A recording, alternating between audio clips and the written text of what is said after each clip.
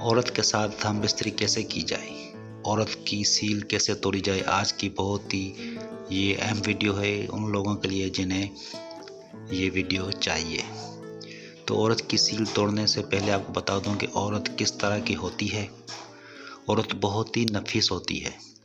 औरत को प्यार चाहिए और उसकी सहेलियां पूछती हैं शादी के दूसरे दिन कि आपका जो शौहर है वो आपसे कैसे पेश आया।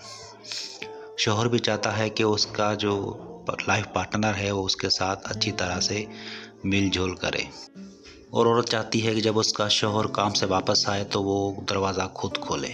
शौहर खुश होता है, बीवी भी खुश होती है। जब बिस्तर पर टाइम होता है हम बिस्तरी का, तो उस वक्त भी बीवी चाहती है कि शौहर उससे प्यार से बात करे, और शौहर चाहता है कि जब उसके सुबह उठे तो बीवी उसे उठाए, नाज नखरे करे।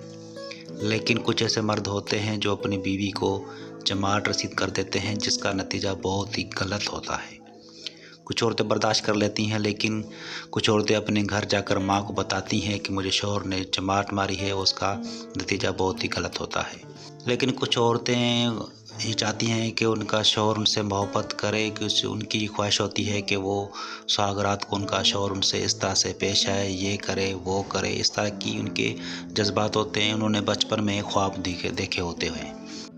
जब आप कमरे में जाएंगे सुहागरात के लिए, तो आपने सबसे पहले अपने कमरे की कुंडी लगा लेनी है ताकि आपको कोई डिस्टर्ब ना कर सके। उसके बाद आपने देखना है कि आपका जो माहौल है कमरे का वो कैसा है, खुशबूदार है या सफाई हुई हुई है या नहीं सफाई हुई, किचरा है।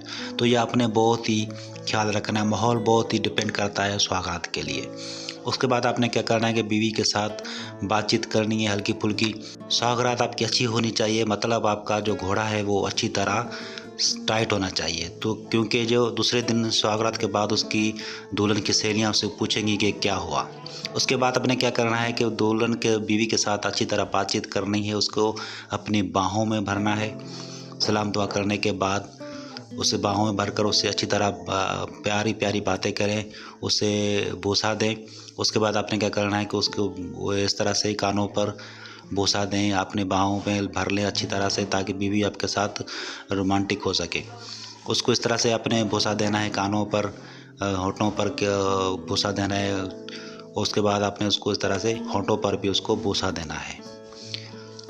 इस तरह से आपने उसको बोसा देना है बाहों में भरकर, ताकि आपकी बीवी जल्द उठे और आपकी बाहों में आपको भर ले।